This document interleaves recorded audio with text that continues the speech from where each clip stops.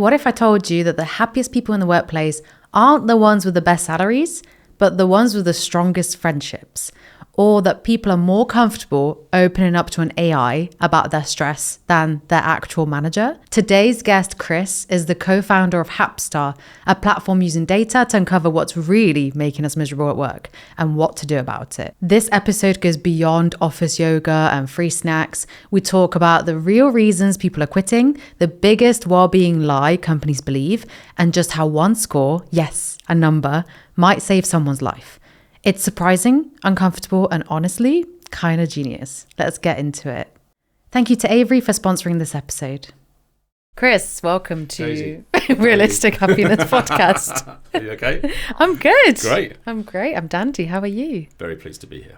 So, how do you actually measure happiness in the workplace? Well, I think about two things really. First of all, I feel my view is that everyone has well-being.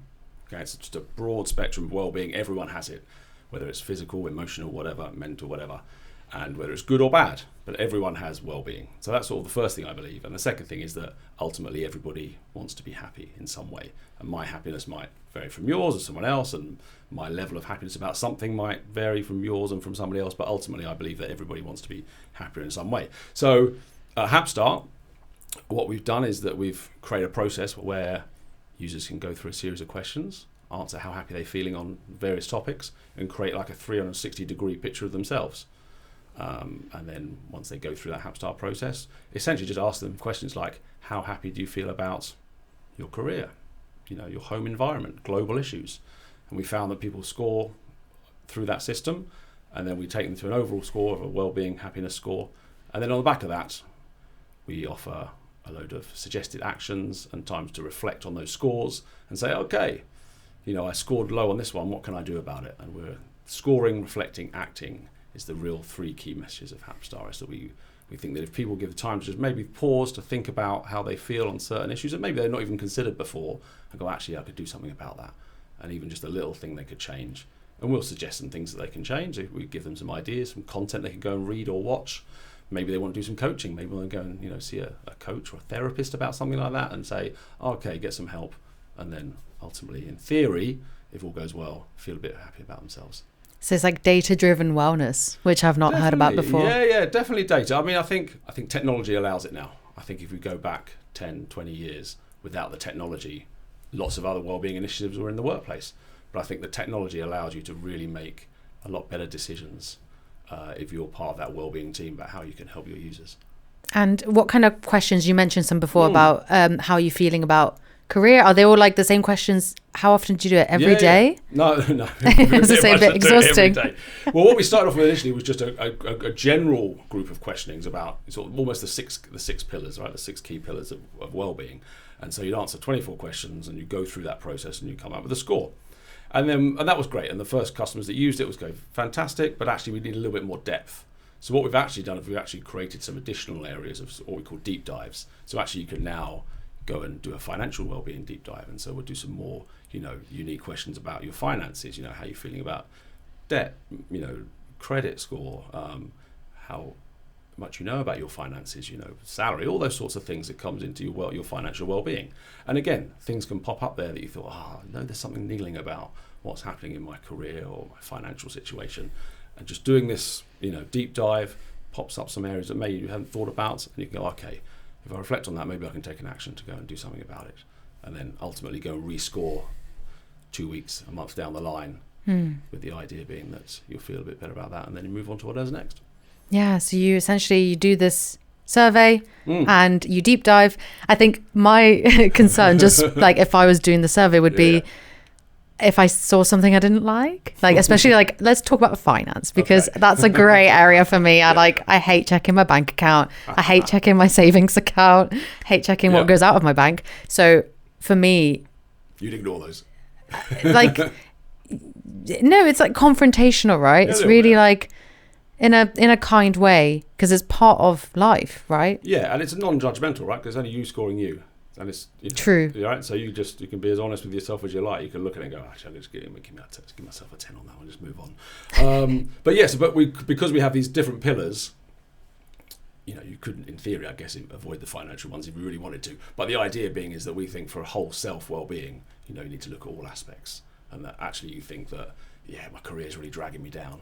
But actually, having done some of the Hapstar scoring and the reflections, you might actually look and see, actually, it's actually my social connections. I'm just not seeing enough of my friends. I think if I can sort that out, then I think everything will seem a bit brighter. Yeah. So that's sort of the direction we do. And we've got lots of really interesting data we've pulled out of it. We might talk about it later, but the role of AI and all this will become more and more important, I think, as we go through sort of 3, 4, 5, 10 years down the line as well. Yeah, that should be part of the questions if it's not already. Like, how is AI affecting you today? Is it pissing you off? Is it taking over your job? Not yet, but there's health technology is perfect. Mental health technology is the perfect area for something like AI, because those automating questions and then pulling some of the answers and giving you little bits of information here, there, and suggesting other things, I think is perfect. Yeah, it's good. But then there's also the contrary, where you don't want to replace, like, if you've got like a chat bot or something like this, or like an AI therapist, it's also a bit of a scary situation, because it's a lot of pressure on a robot, essentially. Yeah, exactly. And I think where it would be really good is at sort of the triage scale, the triage bit. So maybe the first few questions, like, oh, okay, how are you feeling about this? How are you feeling about that? And then maybe identifying some overlap, crossover areas, and then push you into a certain direction, and you can sort of take that as you will. But not actually clinically diagnosing anyone. I don't think we're quite there yet. But an interesting article, I think Oracle did a study quite recently, and 61% of people said they'd be happy to have some sort of discussion with a robot, as in AI, about stress at work or their career, more so than with a manager, which is quite interesting, isn't it? That people are actually more comfortable talking and sort of inputting anonymously into the computer and getting feedback that way than maybe a face-to-face discussion, which is quite interesting, isn't it? Yeah, it's concerning, but I can see. I think the number for having an online therapy is similar with a robot. But I think where it could be good is that access is 24/7, right? That's one of the big advantages. You can do it from, you come from wherever you are. Technology provides that. Could be perceived as non-judgmental if you do sort of chats. You're just putting in how you feel, and robot AI comes back and forth. So anyway, that's for further down the line. But I think it's going to be really exciting. Yeah, that's the kind of instant thing I thought of. Like, if you told your manager you're very honest, you could potentially lose your job. It could go against you, your reputation. Exactly. You don't know if it's completely private. No. And I mean, Hapstar is totally anonymous. Just going back to Hapstar itself, so the data we do is anonymized. In an ideal world, right, you would be free to tell your manager that you're stressed because of X, Y, Z, and that would. You're a micromanager. Yeah, exactly. Leave me alone. Wouldn't that be great? That'd be the case, but maybe not every workplace is like that, and not everybody is comfortable enough to be able to take those discussions. So on that subject, now you've got the data. Now you've dived into like the 6 pillars of happiness. What are companies doing wrong? What are the mistakes? Well, I guess. Mistakes is harsh. We'll go there. Let's go there. Well, I think all wellbeing initiatives generally are well intentioned, but I think when you start one, I think like all good leadership, you need to take people with you. You have to have people on board to say, right, this is our vision. This is what we want to do with our wellbeing initiative, and it fits in with our people. It fits in with our company vision, etc., etc. And then I think once you've agreed that, then you need to get involvement from firstly senior leadership, and then filter that down. Like all initiatives in companies, I think work best that way, when you can get buy-in from everybody. And the ones that don't work are the ones where they just go, okay, there we go, we've bought this for you, everybody, just go and use it, and then let us know how it goes in a year, because people just don't use it, they don't get the buy-in. So I think the ones that don't do that are the ones that come out better. Yeah, like especially the employees who kind of roll their eyes like, oh, another wellness thing. Yeah, a little bit. And I think leading on from that, initiatives that are one size fits all, I think people are starting to realise that doesn't work either. And things need to be personalised, individualised as much as possible, so that everybody that goes in to use a wellbeing tool of whatever description that is feels that it's for them, rather than just their whatever. So I think that's going to be a big challenge, is identifying whether it's by age group, sex, gender, whatever, trying to work out what the best wellbeing policies are. That's always a challenge, I think, for groups, rather than just sort of putting one big policy, say, okay, we're going to do this for everyone. It's not going to work for everybody. Yeah, because they think that's inclusive Yeah. to do one thing for everyone, Yeah. but someone might have vision impairment and can't look at slides all day. Someone might be hard of hearing. Someone might be on a wheelchair, not available to come to the office to do that thing, you know? So it's not, I understand the inclusivity part companies are trying to do, like, oh, it's easy, just put a plaster on it, one size fits all. But I agree with you that it has to be more personalised. That's the future. I think that's, you know, that's what people expect now. People, you know, the data says 70% of people looking for new jobs will be expecting a really good wellbeing initiative at the place where they're going to move jobs to the new place that they go to. So people are really expecting this to be the case. So more personalised wellbeing strategies, I think, is a real key. As a person who's like always on LinkedIn, always talking to people about happiness and wellness, there's so many branches, Chris, of where things are going wrong. Like, oh, we're not prioritizing this right now because we're restructuring, we're looking at our sales figures, we're saving. And it's like, no, you need to focus on this more because you're going through stuff, you're going through high pressure things. How are people meant to stay? And then also, oh, it costs too much to like focus on wellness. We can put that money in marketing. And like you said, people are actively looking for jobs that focus on it. You should be a pioneer in this. Exactly. And the ROI on these tools is, you know, the cost for the wellbeing initiatives is not as high as it you know, is not very high at all. And what you get back from it, you know, people leaving, the cost of replacing people, you know, you get pay for that many times over. And that's that sort of mentality. Just, it's not always easy to get across, is that actually we're just investing in people and actually it's going to pay us off in the long run. And so this is where the data comes in, right? So the data from tools like Hapstar is that we can, as a business, you'll get a snapshot of how people are feeling, you know, entered their scores, and then you can make decisions off the back of it, right? So you can go in and see, and you can split it up by location, by team, and you can sort of identify, right, what's going on in Manchester? Why are those people so unhappy? And then we can start doing initiatives based on, you know, their actual problems, not just by one size fits all. Okay, without cutting in the data into, you know, segments, we just think that everyone's happy with their chairs, so we're just going to change everybody's chairs. Oh my gosh, that would have actually helped me in one of my jobs if I had a nicer chair. Ergonomic chair. Literally. And talking about data then, has there been a finding that's been like really shocking?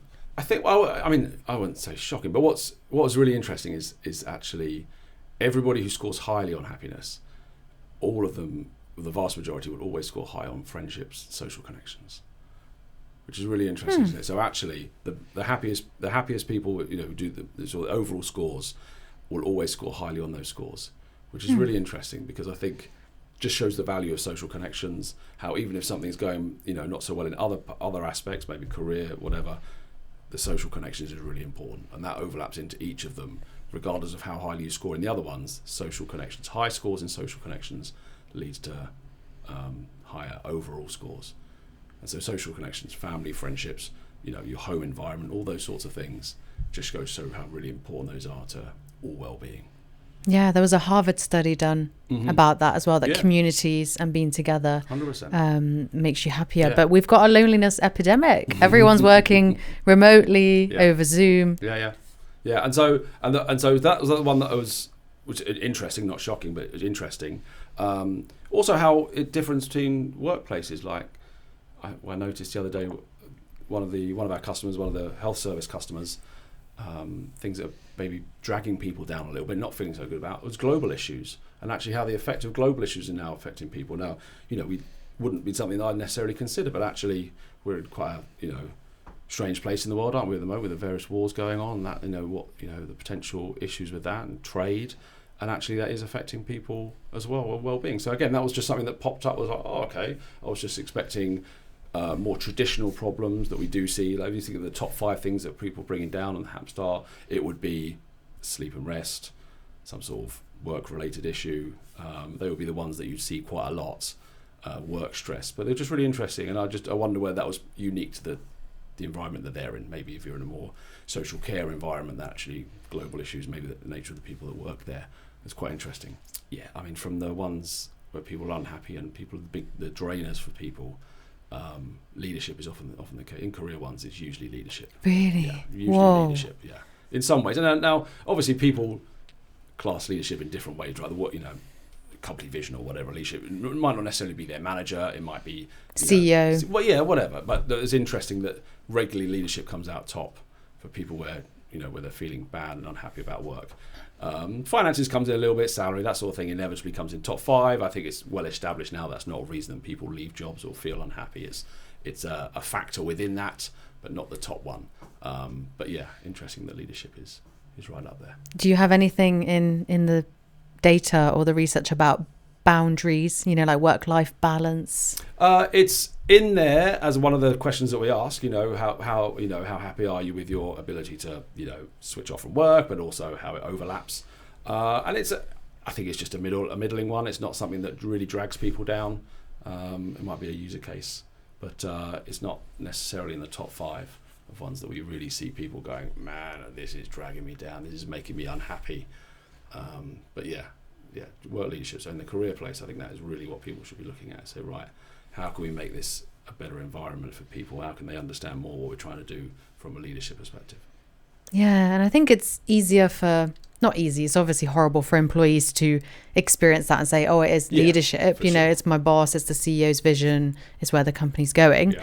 But like I said, the amount of stuff they're doing as well, I'm not protecting certain employees, but like what they're doing, like the firefighting, the avoiding layoffs, but saving costs, but making their teams efficient and acting like as their therapist, essentially. It's a lot of pressure for normally one person to kind of maintain all of that. So it's easy to blame, someone above you or, this place is rubbish, but we have to take into consideration, like we have to kind of, start communicating more, start kind of working together more, because that clearly makes people happy. Yeah, and where data is really useful is that if used well in these environments, data can actually build trust within the user, within the workplace. Because actually, if you go out and do a tool like Hapstar, and you encourage your users to use it, and you get buy-in, and they fill out their scores, and they feedback, because you have the ability just to write comments saying, feeling stressed at work today, or I really wish we could do X, Y, Z. I wish we could have more bananas in the staff canteen, something like that. Trust is built within organisations. If you once received in that data, you then go and do something about it. And so the companies that really do it really well will get this data back and go, right, we've listened to you, and now we're going to do X, Y, Z. And actually people buy into that a lot more. And so the resistance that sometimes you might get at the start when new initiatives are put in place is slowly, dragged out, moved away, because people can say, right, okay, we can see that you're doing something about it, so it's worth my while putting something into this initiative. So feeding back into my Hapstar, scoring, speaking out when I feel like there's something that needs to be said, exact sort of thing. But that trust needs to be built, and it's not immediate. And I think that's the ones that do it really well, really get that communication comes from leadership again, and that filters all the way down. Yeah, I'm not sure if you've had this, Chris, but I've done surveys at work before. It's like we try and call it we say it's not a survey. Yeah, we try and say it's like people are allergic to that word now. But like I've done surveys where it's like, how is your environment? Like, is there enough light? Are there enough plants? What do you need more? And then you fill it in, and then you don't hear back. So that's where the trust also is. It's like, great, you're getting data, but okay, if it's not the data you wanted, you still have to communicate something. And also you might get everyone doing it the first time, maybe if you're lucky the second time, but then by the third, fourth time, you're going to get some rubbish responses, and people or nothing at all. And also, we were talking about earlier, you were saying, do we do Hapstar every week? I was like, well, no, you can't fill it in. I was going to ask. I thought it was like every day, like a check-in, how are you? It's not a mood tracker. It's not a mood tracker in that sense. I always think, if you're doing it, every 3 to 4 weeks, just as a top up. And if you're doing all the various deep dives and options that we've got, you can take them every other week and stuff, and just build up your well-being profile that way, and that'll give you enough to work on. It's a really good self-reflection exercise, also to just slow down for a minute and be like, because you mentioned someone scored low in career, but actually it's because they didn't see their friends. So it's also like like you think it's something, you're stuck, you're like, oh, my career, I'm stuck, but it's actually because you're neglecting your friendships. Exactly. And so, and finances is a perfect one, isn't it? You think, oh man, not enough money, so that's why I'm not happy, and actually it's just this niggling thing that you didn't bother paying off that credit card, and that's what's bringing you down. Actually, if you just get that sorted, find out a way to do that, then okay, everything's fine. That's what I reckon anyway. Yeah, it's like, it's really nice. It's like a different way to tackle life instead of like going to a therapist or like aimlessly talking to your mate and chewing their ear off. Because that's what you said earlier about AI.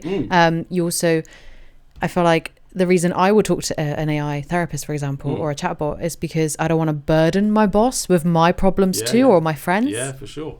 Yeah, I can see that. And like I say, I think it's going to become more and more prevalent, especially at the triage stage. And then you can, because what we at Hapstar as well, what we have is you can access coaches and therapists. Yeah, real ones. Yeah, real ones.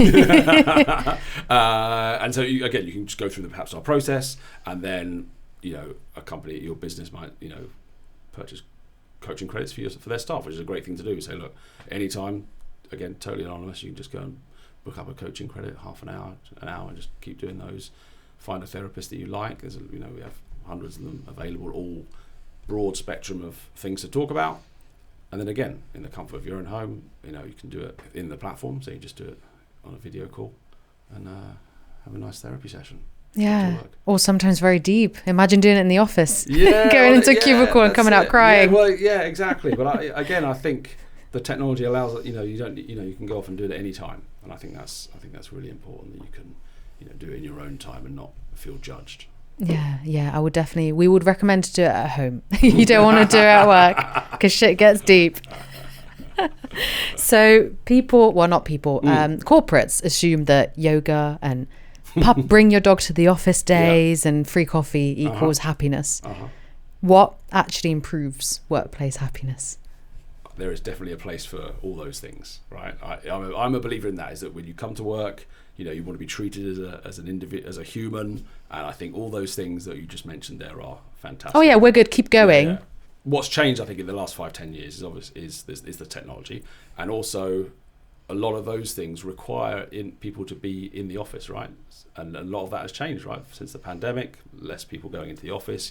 Hybrid working is a thing, so companies have had to adjust as to what their offerings are. So I think that's where when I was talked about earlier about the whole, a full wellbeing initiative can most certainly include all those things. I think, free beer on a Friday and, yoga class, I think is very much part of a wellbeing initiative for any business. Yoga and beer together. Well, why not, And so no, I'm a big advocate of those, but where none of those really have any sort of data behind them. So I think the data comes in with tools like Hapstar, etc., where you can actually go, okay, what's working? Is this working? Why are we doing this? And say, we're doing this because 300 of our staff completed this question. Went through their career star at Hapstar last week, and the data shows that actually the office in London is struggling with, isolation, what we talked about earlier, right? And actually, what can we do about that? A lot of them are feeling a bit lonely because they're not in the office. Can we do something about that? Can we get staff back to work day, or can we go out all together and something like that? So I think that's where the data is really key, and where that's sort of moved on from more sort of old school wellbeing initiatives of yoga and coffee. Yeah, it's the 2025 edition of wellbeing, and you can get really creative then, because it's really specific problems like the isolation and stuff that you're solving, and it doesn't have to cost anything either. No, and because I guess a recent example is we had a business come to us. They got a new CEO came in, really wanted to get an idea of the lay of the land with this staff. Quite a small company, so he said, great, put them through the Hapstar program. Just said, just do this for a couple of months.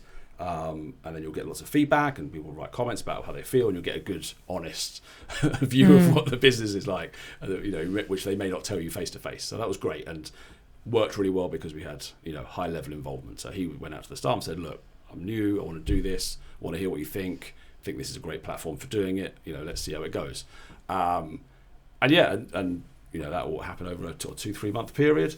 And something really simple that really helped, which he was able to put in straight away, was that they used to have like an employee, what's the word for it? Group, which you can go to senior leadership. So or a working group. So they used to have a working group, which for whatever reason just stopped, where they had a few people from different departments, and they could all, go up to senior leadership. What's happening? Can you give us some information about future visions and that sort of stuff? And just so there's a better communication between top level and staff. And that came through from the Hapstar data, that people were saying, we'd really love this to, we could restart that would make a huge difference. And that was just something they could just say, okay, great, we can just start that tomorrow. We didn't even know that was a thing. And then, within weeks, they've now got a 5-person working group together that report back up to senior, to have a meaningful, I think they have twice a month conversations where they just, have a sit down with senior leadership and say, right, what's the lay of the land, what's going on? Yeah, they're the middle people, exactly. yeah. But just that's an example of an easy win through the data that they've just said, okay, great, we've just found this out and we can action that straight away. And so that builds a lot, the trust that we talked about earlier as well. So now the staff think, well, okay, next time if something comes up, we know there's a good chance they might do something rather than just ignore us. Yeah, building trust, and kudos to the CEO for saying, I want to try something. Yeah, exactly. That's awesome. Yeah. I know you want to know the next bit, but just give me one moment. If you're not hiring right now, though, skip the next 60 seconds. This guy won't be offended. I've spent enough time in recruitment to know the pain points firsthand. The endless LinkedIn tabs, the where did I put that CV from last month moments, the awkward team meetings where everyone has a different idea of what we're hiring for. That's why when I first heard about Avery, I had that rare, finally, someone gets it feeling. What I appreciate the most, it actually connects all the places candidates already exist, pulling from LinkedIn, Indeed, plus digging through your existing database to find people you've already talked to. The ones who slipped through the cracks when timing wasn't quite right.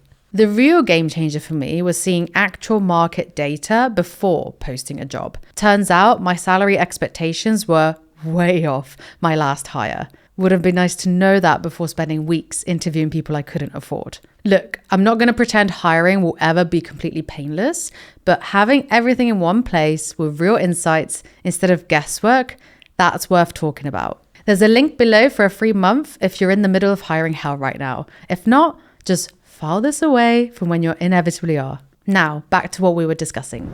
Yeah, really good. Yeah. I wish there were more like that. Yeah, right? I'm just thinking of a real life example where the CEO was like, okay, the survey, what do you want to make you actually come back in? Because obviously they're renting the office, it's expensive. Mm-hmm. They want people to butts on seats, essentially. Yeah. So we said it. I was like, get some lunch. If you want me to be more in the office and work more, I'll work through my lunch. I don't care. Get me some food. I don't want to starve. So better coffee, food. They got more plants, they opened the windows. I was like, thank God they were closed. Just shit like that, more open space, places people actually can sit around, more chairs. We needed more desks. If you want more people to come in, we need to bloody sit down, right? And not be in meeting rooms all day. So they did that.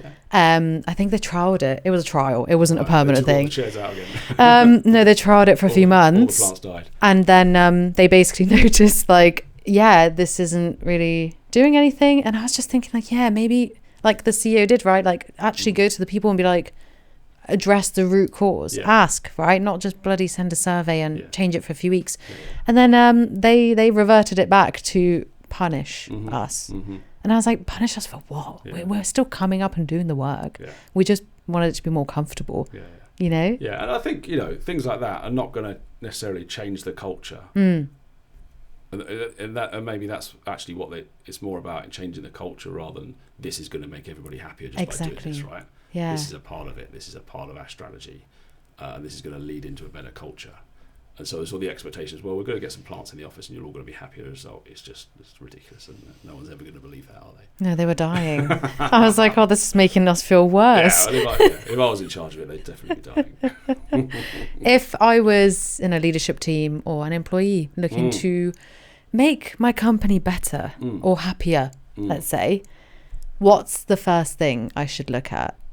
It's a good question. I think we covered off a lot of it. The first thing I would do is get a group of people together and say, where are we at? And have a nice, where do we want to go? What's our vision? So what sort of company do we want to be? And then I would start off with that, because I think the ones that fall down are the ones that just dive straight in and go, okay, let's see what happens. That's where I would start. When we have our conversations, I would start there, and then I would say, right, we need buy-in from XYZ, whoever's in that conversation. We need their buy-in, that they're going to commit to do it. And these things take time as well, right? I don't think that, to expect things to happen overnight is just not realistic. These things have to take, 3-6 months, a year to really make the change. Yeah. So that's what I was doing. I think also where we talk a lot about happiness, but what we're also doing is that we're also really believe passionately about being a preventative tool as well. So actually we can really identify problems or small issues before they become big ones, right? And so a very big part of Hapstar is also that ability to flag up some issues from an individual point of view for their mental health as well. So you could be going through one of the wellbeing deep dives, and the way we have it set up, and it's different for every company, but if someone scores low on a particular area, for example, stress, burnout, what have you, that could be flagged, and anonymously you can say, look, I'm really struggling here, can I get some help? And where that's been really effective, we've got we've got an arrangement with one of the ambulance services in the UK, the NHS, and every time any sort of comment is flagged up, they'll get a response from a wellbeing advisor saying, okay, what can we do? These are the options for you. You can go here, here, and here. Are the advisors at Hapstar? Or, so at the workplace? An NHS wellbeing team. So right. Directly they can do two-way chat with their wellbeing person from the NHS and get the support they need. And so that has been really valuable for them, because they're dealing with people in quite high stress jobs who are dealing with quite life and death matters every day. So for them to be able to just reach out via Hapstar and say, look, I'm struggling, can someone help? And then get immediate support is something that we're really finding that actually is all part of that wellbeing picture. If our tool helps save someone's life, or something bad happening to someone, if we can prevent that just by someone going through a Hapstar process, or someone reaching out and saying through their Hapstar portal to their staff that if we can do that, then that's made a huge difference. And the preventative part is so powerful. You want to be an innovator, you want to be a progressive leader or company, right? You want to Well, it's not really something I hadn't really, I'm not saying I didn't pay too much attention to it, but it was something that we'd introduced, and then we sort of moved on. And then at the end of last year, I remember one of our guys talking to one of the wellbeing people at the NHS, and they sort of said, we've had 3 or 4 of these where without that interaction with Hapstar, something quite seriously could have happened. And so that's when you sort of take a step back and go, okay, wow, that sort of hits you a little bit here, and I think, I hadn't really appreciated that might happen. Do you know what I mean? Like, we might go to that extent that's someone might have got some sort of interaction with us, and that prevented something escalating, which is quite powerful, I think, for us. Yeah, because work does take up a lot of your life. Yeah. So if shit is going wrong at work, or you're unfulfilled, it makes you depressed, you're overworked. Yeah. It's going to take its toll on your mental health, your physical health. For sure. Definitely in those environments as well. Wow. So that's probably the most shocking statistic you probably found, is that it's actually helping, say that. preventing. And I think it's it's going to happen more and more, I think. But we've got the tools in place to help people. A more philosophical question. Okay. The future. Yeah. Few years from now, now that Hapstar's been introduced, I think it's really crazy. We're already at data-driven wellness, happiness. Yeah. It seems crazy, but it's working. Where do you see this going? Like the future of wellness at work in a few years' time? Are we going backwards like the other companies are doing, like Meta, etc.? Or are we going more towards this? I think we're just going to keep going down the personalised wellbeing route. I think there's going to be more and more. I think technology is going to advance. Discuss the AI part of it already. I think tools are going to become more in tune with what people want and more a personalised offering. So that's where I really see it going. I see companies continuing to invest in it. I think companies are continuing to invest in wellbeing initiatives, be it tools like ours, any sort of wearables, so sort of track health and wellbeing that way. The rings now. Yeah, the ring as well, right? Yeah. Pretty cool. So I think all of those things, all the data over the last couple of years has said that more money's been put into that and taken out some of the more traditional, physical stuff, in-person support that we talked about earlier. So for me, that'll be the big driver, and I can't see that changing. Smartphones are here to stay, right? So I think anything app-based, people are going to use, we continue to use, to expect it. And I think that the AI therapy is going to become a big thing. That's what I'm going to hang my hat on as the next big initiative, is that people are going to become more and more comfortable with AI, more and more comfortable talking with a chatbot about issues, and I think the tools are going to come better as well. I think the language models behind it are going to get even better and even better, and be able to take you to a point where you can go, okay, now having assessed all this, we now tell you, go and do this. And I think that's where it's going to happen, and hopefully we'll be at the forefront of it. Yeah, you are. You already got a head start in front of other companies. I was researching this on Reddit and deep diving in this topic. And a concern younger people have is that the workplace will kind of not control your life, but they have a lot of access to your life, like therapy, like wellness, like the things that you would do privately. Yeah. Sounds like The Circle. Have you read the book, The Circle? No. Exactly, that's exactly it. Oh, really? Yeah. Is that what Hapstar was based off? I'm joking. Yeah, well, I guess that is a concern. I think businesses need to make sure that the ownership of well-being is still on the individual themselves, right? I think we've gone through sort of two cycles where one, it was all on the individual, then it was all on the business to do something, and now we're sort of in a hybrid bit where I think it's mainly individual, but we're still, as businesses, offering support. And I think there will continue to be a place for businesses for their employees, because, like you said, the amount of time you spend at work, right, and the amount of effort and time that you put into work, I think there is still very much a place for the business, an expectation that the business should help out their staff. And as a business owner myself, I want to, right? For me, I want to continue supporting my team, and whether that means they need time off for anything in particular, or need bananas at work, or therapy sessions, all that sort of coaching stuff, all of that. It's something that I feel passionately about as a business owner, that we should be providing that.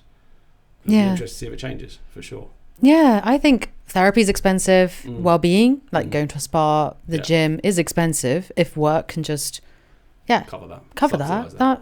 For me, that's okay. But I know for other people, it was interesting to read. It's always good to expand your mind and read other people's opinions, and just people saying, oh, now they have control over my finances and where I work, and now it's my well-being. But I think it's just reframing it like it's another expense, essentially. If they want you to be motivated and happy, and you work 8 hours plus a day, why not foot the bill? Send it to the employer. Why not? Yeah, the anonymity thing, I think, is a key piece of that. I think if they truly believe that it is anonymous, I think that's still got a little bit of way to go, where employees thinking that no one's looking at my data here. Just as maybe, I don't want to be biased, but I am into the wellness and happiness. This podcast, realistic happiness. So I just want to say kudos. I appreciate what Hapstar is doing. I feel like it's the most, out of the companies I've, like the CEOs and stuff I've interviewed at wellness companies, is the most aligned. One with like my mission and the podcast as well. So I really appreciate you gamifying and making happiness cool. What's your driver for happiness? What do you... I just got the cards out and we haven't even started yet. Or maybe you can pick as we talk. What's my driver for happiness? Like what makes you happy, or what is the most important thing for you in happiness? Poof. The podcast definitely drives me. It's a passion project. It's my baby. I like interviewing people like you, just expanding my mind, because I've learned happiness isn't a destination, is not an end thing. Neither is success. It's like the journey itself. It's your mindset. It's lowering your standards actually, and appreciating being present with what you have. It's many things. I think that's the beautiful thing about happiness. Love that. And I'm still obsessed with it a year and a half later. So as long as I keep going with that, if I stop being obsessed with it, then that's when the podcast ends. When I was chatting with a coach once, not for myself, just a general chat, her view was that if you do these five things a day, then you in general, that will be happy and content. And a little bit of each of these every day is a good recipe. So a bit of work, a bit of exercise, some sort of household chore, they said, some sort of social interaction, as we spoke about, and then eating and sleeping well as together. So if you can achieve those 5 things every day, and it's almost a purpose thing as well, right? When you get up in the morning, it's like, right, okay, let's bash these things out, and I'll lead for a good day. And I believe in that. I think that's quite powerful. If you think about it, the days where you felt really good about yourself, I think if you've ticked off all those, I think you'd probably go to bed at night thinking, okay, it's been a good day. Yeah, you go to bed exhausted because you're like, I bloody socialised, I cleaned the house, exactly, I did some work. And I think during things like the pandemic that we talk about, I think some of those things were taken away, right? Some people were on furloughs, it didn't work, people didn't see their friends as much, maybe a phone call wasn't enough, there was no social interaction. And so I think when, maybe happiness or contentment levels drop during that time, I think that's, there's quite a lot to do with it. And I think that's just something we got as individuals. We really just still keep pushing ourselves out there rather than staying home on Friday nights and watching TV. I think we should. Oh gosh, guilty. Guilty. Answer your question, Chris, before I say something. I'm joking. Who would you like to reconnect with? God, how convenient. Question. Wow. Wow. Goodness me. That's a great question. When I finished school, my brother left for university. He's an older brother than me. He's 3 or 4 years older than me. And when I was just about to start university, and he'd been to university at Birmingham, and he came back. And I was like getting ready for my first day off at Birmingham. He's like, "Oh, okay, I'm off now." I go, "Where are you going?" He goes, "Oh, I'm going to do another year in the States, university." I was like, "Oh, okay, cool." And that was like 25 years ago. I just assumed he was going for a couple of months, he'd be back, and he never came back. And obviously, I've seen him in, since then. We see each other regularly. But I think it was quite interesting, quite a formative time as brotherly relations. For him to go out to the other side of to the States and maybe come back once a year, once every other year. I felt like we missed out on some quite good brother sharing times, socialising in our 20s and that sort of stuff. I feel like we missed out a little bit on that. So I think I would probably like to reconnect with him. That would be that's a really good question. You should send him this clip. I think he's already a subscriber to this podcast, so I think he'll probably see it, no doubt. No, that I agree. Like, there's nothing more precious, unless people have really turbulent relationships with their families, because it can happen, than your siblings. Yeah. It's interesting because we don't really. It's not that we don't get on. We just don't see each other very much. So it feels even more special. It's more like condensed. Yeah. So right. Well, there we go. I've got a takeaway from this poke. Do you want to keep the card? No. No, I agree. Like, when I used to live with my sisters and my mum, we used to just. I don't know what happened. We were like feral animals. We used to just honestly like throw things at each other, fight. Yeah. And now, because we all live abroad and we meet once a year or twice a year, it's so precious. Like, we really appreciate it, and it's oddly nice, oddly friendly. I'm like, what's wrong? But I need to enjoy it, So you should definitely see your brother more. It's special. It's part of happiness. Definitely. Good stuff. Hey, Chris, thank you so much. I know you've got a busy schedule, but I appreciate you enlightening us with the future of wellness, the future of AI and happiness, and I'm all for it. So thank you so much. Thanks, Daisy. Really enjoyed it.